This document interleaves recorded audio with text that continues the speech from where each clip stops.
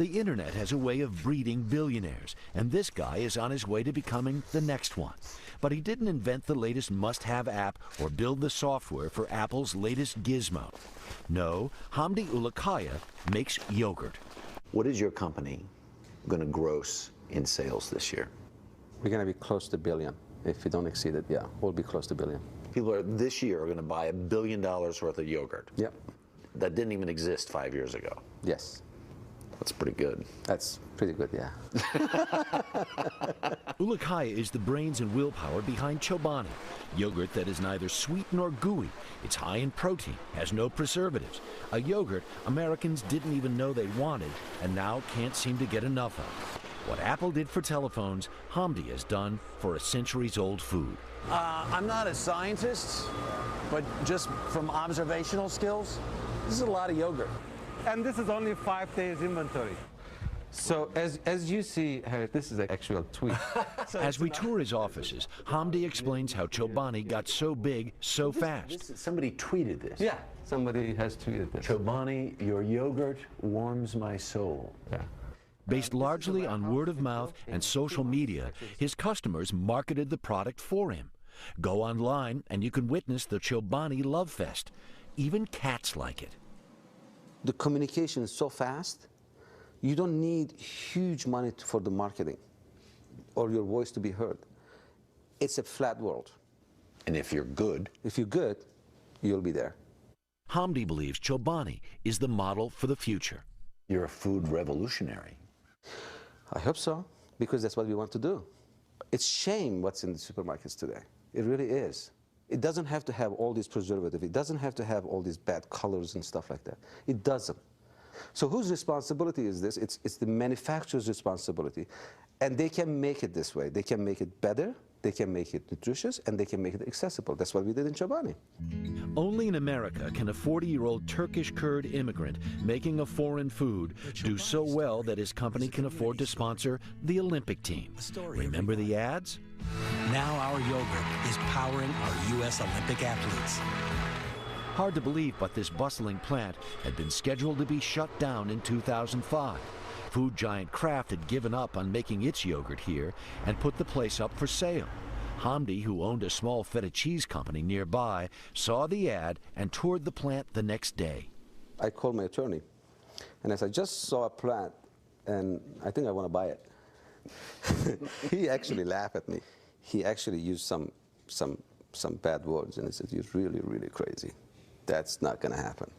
Deep in rural New York dairy country, progress was something folks thought happened somewhere else. But here, Hamdi saw an opportunity, and he took it. If I could put in the store, and if they say, I wonder what this is, and if they can try it, and once they try it, they're hooked and they won't go back, then this is my chance. So what I tried to do is make sure that this yogurt was absolutely perfect. Create a yogurt that tasted good and was good for you? The folks in downtown New Berlin, where Chobani is headquartered, had their doubts. Betsy and Frank Bayo own New York Pizzeria. They are among Hamdi's best friends. Even they wondered. He would tell us all these things, you know, and we would be very supportive, and then he would leave, and I'd be like, oh my God, Frank, I'm going to feel so bad when he goes bankrupt because he's going to lose his shirt. You thought he was going to go under. Oh, Yeah, 100,000% go under. And you're his good friends. Yeah, I was not even going to charge him for lunch, you know. We had a free lunch. I figured I'd help him out a little bit. But if there is such a thing as a secret ingredient in this saga, it is this man, yogurt master Mustafa Dogan. Armed with a pocket full of spoons, he is, if you will, a taste sensation. Hamdi brought him here from Turkey to work his craft. Is it right? Yeah, it's good. And together they labored around the clock for 2 years, even sleeping at the factory to get the recipe exactly right. That place became my home. It was, you know, lonely days, difficult days, a lot of question marks, a lot of pressure. As we sat in his hilltop house, fire blazing, Hamdi said it was one of the most nerve-wracking times in his life. But any doubts he had faded when the first cases of chobani hit store shelves. One major store in New York took our product. And he called 2 weeks later and he said, I don't know what you guys putting into these cups, but I can't keep it in the shelf. Really? Yeah. And I said, all right, this is good. At that moment, I realized that this wasn't going to be about selling. This was about, can we make it enough? Since then, they have barely kept up with demand. Obsessed, driven, competitive, and a guy so self-aware, he told his most trusted employees to sock him if he ever gets out of line. But Hamdi has something else they don't teach in business school. Passion. The famous poet in Turkey is called Rumi. You know, he said, with passion pray, with passion make love, with passion eat and drink and dance and play. Perhaps this is the model of the new CEO, a man who can quote 800-year-old Persian poetry. And while everyone in America apparently is eating Greek yogurt now, until my visit to Chobani, I was the last person who hadn't tried it.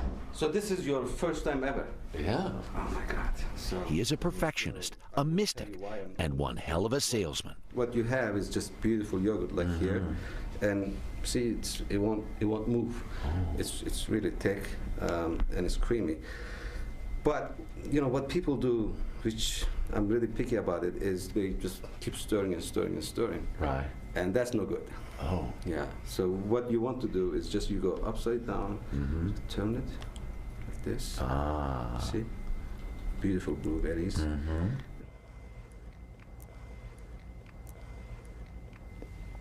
I get it. Right? Right? Where's this been all my life? I know, it's been in Turkey and Greece. Now here in upstate New York. It's a 10-acre lake. Most every day, Hamdi Ulukaya goes for a walk in the woods and let the rest of the food business beware. Because like Thoreau, nature inspires him. It's where he gets his best ideas. The normal model is you're in that office 20 hours a day, but you say, I need to walk in the woods. Absolutely. And they don't want me to be there. That's the thing. It says, you go do your walk and think what you need to think. We got this. And by the time I'm out and I get home and I call my colleagues, it says, oh, he just walked in the woods again. All kinds of ideas that come out of it. Ideas like his new yogurt bar in New York's trendy Soho neighborhood. This is the first time we're having interaction with our consumers. We say, what do you think? Do you like it? I learn so much from talking to people every day. He learns from people. He lives his passion. And if you haven't been impressed with any of this so far, on every Chobani package, and it's been there since day one, is a statement of company policy. 10% of profits go to charity.